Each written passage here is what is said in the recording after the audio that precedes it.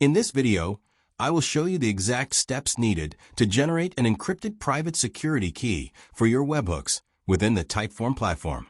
Protecting your data is incredibly important, and setting up a secure secret token is one of the best ways to ensure your information remains private and safe. To get started, first log into your account and open the form you want to work with. Once you are inside the Form Builder interface, look at the top navigation menu header and click on the tab labeled Connect. This section houses all of your integrations and external data links. After the page loads, you will see several sub-navigation options just below the main header.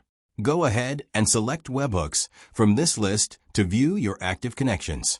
From here, you need to locate the specific webhook integration endpoint that you want to protect. Once you find it, click on the Edit button next to that endpoint. This will open up the configuration settings where you can manage your security. Now it is time to generate and add your secret token. You have a few great options for creating a strong, encrypted key.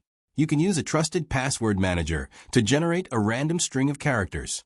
Or you can run a quick terminal command on your machine by using a pencil rand base 64 followed by the desired length.